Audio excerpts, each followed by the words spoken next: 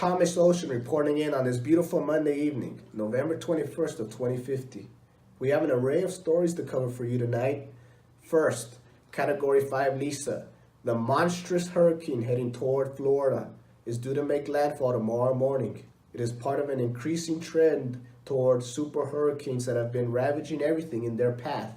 The local population has been mostly evacuated, with those choosing to stay behind strongly advised not to. With Lisa aimed to hit Florida's center mass, the destruction will be massive, and it's a wonder what will be left behind after Lisa's 200-mile-per-hour winds. Now, to our field reporter John with the news.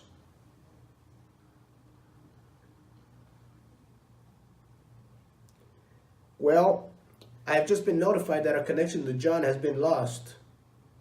May he have our prayers.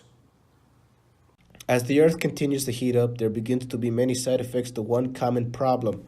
For example, reports suggest that for a 2-degree temperature increase, there will be many more Category 4s and 5 hurricanes. This can also be coupled with the fact that the temperature increase will also continue to melt the ice caps and raise the sea level.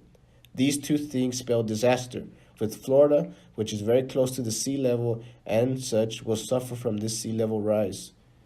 Add the presence of more powerful hurricanes, and you have a recipe for disaster. I understand. Thank you, Cindy. Be sure to send one of those gift baskets, the one with the peaches. Thank you. Our condolences to our news reporter John, who died today at the age of 21. In our second story today, civil unrest in India continues to rise as the ongoing 5-year drought leaves people helpless and without hope for survival. With the drought continuing, famine becomes an even greater problem and has severely worsened the humanitarian crisis. The UN is attempting to alleviate the situation with assistance. However, with so many places around the world suffering from similar circumstances, all aid available is becoming stretched. The drought is accompanied by heat waves that are pounding the country, leaving many hopeless as the number of deaths are peaking at 2,000 per day and growing. Another side effect of global warming is the increase of heat waves and droughts. With the presence of both, the famine will come shortly due to the need of water to keep the plants and animals hydrated. But with more water consumption, less water will be available. Drought will be exacerbated with the population increase as the demand increases for water. Places that are already sensitive to drought will be hit the hardest and may find it hard to recover. Places not usually affected by drought will also soon begin to feel the effects as water cycles are disrupted and water tables are drained. For third world countries, this will prove to not only be disastrous, but deadly. Our final story for the night is on Nala, the last polar bear in existence. Her previous partner, Simba, was killed last week in a freak feeding accident where he was killed by staff after a child fell in his enclosure. Luckily, sperm from Simba, where he was collected,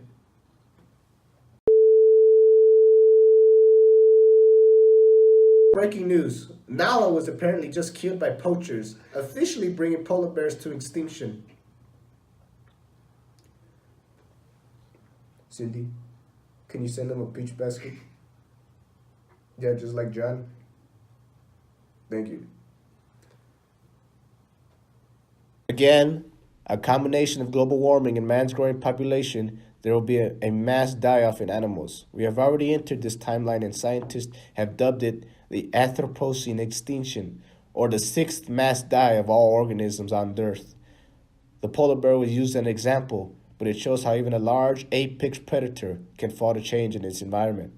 This change will continue to occur all over the world as the Earth continues to heat up and as man continues to change the environment for its needs. And now the weather with Dan Spokesman. Thank you, Thomas. Dan Spokesman here with the weather. Now, what we can expect here in Pittsburgh is we're going to see a little bit of a cold front coming in.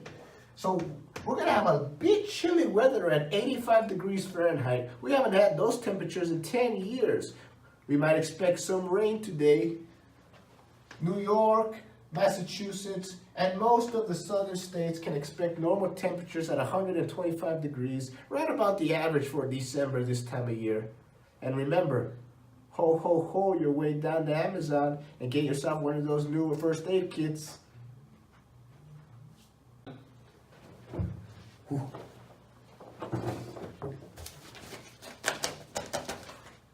Wow, 85 degrees Fahrenheit. That's cold for this time of year. Hope you all put on your jackets. Well, that will conclude our broadcast tonight, and we want to wish you here from Broadcast Studios Fake News 1. Stay safe out there, and good night.